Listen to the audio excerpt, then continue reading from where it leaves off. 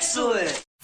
So I am frequently asked the question, what graphics card should I buy? Which is understandable since the GPU is often the most expensive part of a gaming PC build. Even if you've already decided on a specific GPU, such as the NVIDIA GeForce GTX 1070 that I'm using for my example today, there might be 5 or 10 plus different versions of it from different add-in board partners like Zotac to choose from. So here's how you can narrow down those options to choose the graphics card that's right for you.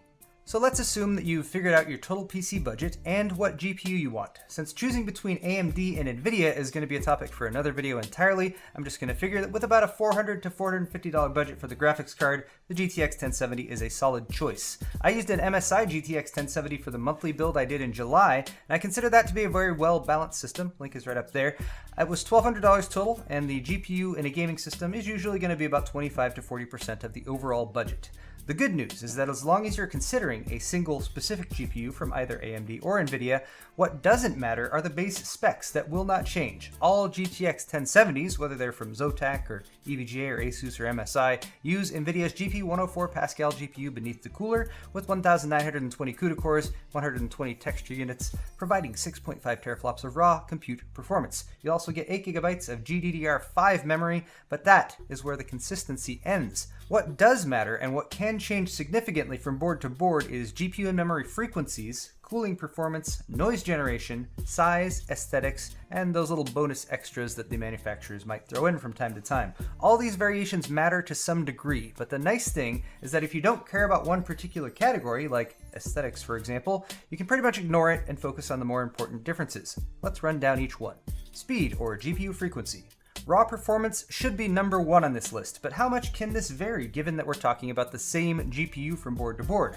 Well, with GPUs that have a reference design like the GTX 1070 Founders Edition, we have a starting off point. This is the frequency that NVIDIA has decided every single 1070 GPU can run at, and if you want to learn more about reference versus custom card designs, you can check out my video in the card linked in the top right.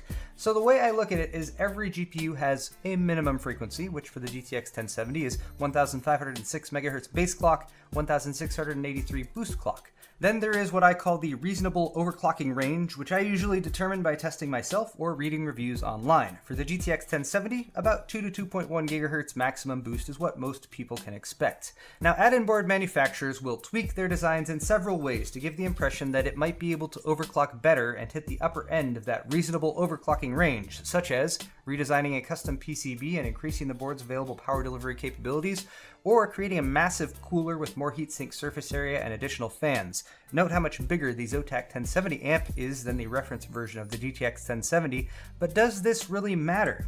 Well, it can keep your temps down, it could also mean that your card runs quieter, but if you're looking for more raw performance, you're gonna have to spend more on a binned GPU. Binning is just sorting, and when an add-in board partner gets a batch of GPUs from NVIDIA, it's common practice to test each one first before plopping it onto a graphics card PCB to determine what is known as ASIC quality.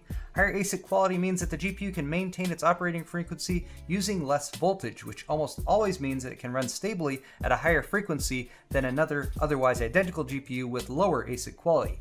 The upshot is that unless you're buying a binned GPU, which are usually flagship products with special names like EVGA Classified or Kingpin or MSI Lightning, you're gonna get the normal GPU leftovers that remain after all the highest ASIC quality chips have been set aside. EVGA even listed variants of the 980 Ti Kingpin last generation by ASIC quality, charging upwards of $1,000 for a card with a base price of $650 for the chips that they know will have superior overclocking performance. In my opinion, you should just ignore these flagship cards since they're mainly there for people looking to break overclocking records, and the premium you pay does not scale with the performance gains that you'll get versus a non-binned GPU. Any GPU frequency over those reference base clock numbers mentioned earlier is technically overclocking though, and you should decide if you want to overclock your GPU right up front. Most add-in board manufacturers have software to let you overclock. Zotac's is called Firestorm. By simply adding a 200 MHz positive offset to the GPU clock on this card, I was able to overclock to about a 2 GHz boost clock, and it actually ran at 2050 to 2075 MHz during testing. This is a good overclock, but also nothing special compared to other GTX 1070s that I've tried, including the lowly Founders Edition. Even with the big cooler, the extra 8-pin power delivery, sexy carbon fiber accents and all, the determining factor for this 1070 amp overclock was the luck of the draw with the GPU's ASIC quality more than anything else. All this is to say that with the majority of GTX 1070s or any specific GPU that you're looking at, you're better looking at other factors to decide which one to buy out of the box than just frequency alone. That is, if you're okay to manually overclock. If you don't want to overclock though, and there's nothing wrong with that, not everyone likes to do it, definitely check those default speeds out of the box. 1070 amp here runs at 1797 boost clock compared to the reference design's 1683, for example. That's over 100 megahertz manufacturer overclock. That'll get you more performance out of the box, and you will never need to load up the manual control software. That's not to say that these large coolers are useless though, and cooling is important, especially over long play sessions. If your GTX 1070 gets hotter than 83 degrees Celsius, it will reduce the operating frequency, which will also reduce performance. So fortunately, this big cooler never allowed my GPU to get above 72 degrees Celsius. Also, that cooling efficiency means that the fans don't need to work as hard. Under max load, the Zotac 1070 amp never had to push the fans beyond 40% speed to keep the temperatures under control, so the card was basically silent unless I put my ear right up next to it, and a silent running card is a very desirable selling point. Also, when it's not using any of the power, it doesn't even spin the fans up, so that's nice too. Those are the most practical considerations for choosing a specific third-party graphics card design, but there are other things to take into account as well. With a custom PCB, you might consider water cooling in the future, so custom PCBs need custom water blocks. You may or may not have one available from a manufacturer like EK, so for that reason you might want to go with a reference style PCB. The boards can also be bigger though, and the cooler size can also increase, so having room in your case is a very important consideration. Having a long GPU can conflict with drive bays, and having a 2 slots or even 3 slot sized cooler can block expansion slots. You might also consider the card's design and aesthetics, especially if your case has a side panel window and you want to get all matchy-matchy and stuff.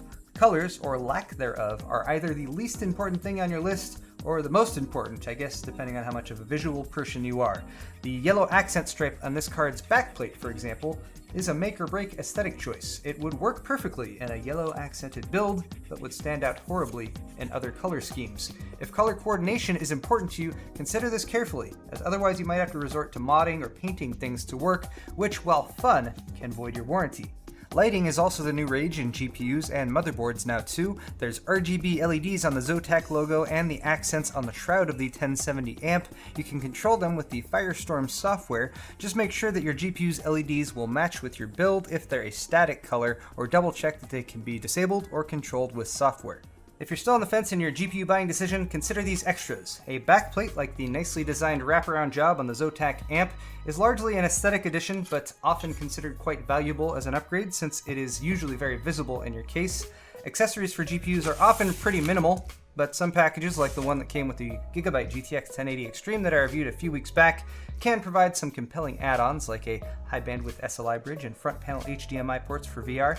Free games are common additions to keep an eye out for as well, especially if it's a game that you already planned on purchasing, although those promos tend to come and go.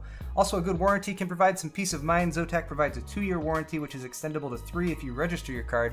And finally, mail-in rebates can help save on pricing, as long as you remember to mail them in, of course. So what graphics card is right for you? Well, that depends on you, your budget, your build, and your personal taste. But as long as you don't mind the yellow, I think Zotac has built a very nice GTX 1070 in their amp edition right here. So check the description down below for a link to this card on Amazon. It's got current pricing if you're interested, or use what you've just learned in this video to make your own choice. There's also a link to the Paul's Hardware store down there where you can buy shirts. While you're at it, hit the like button and get subscribed if you enjoyed this video. Thank you for watching, and I'll see you next time.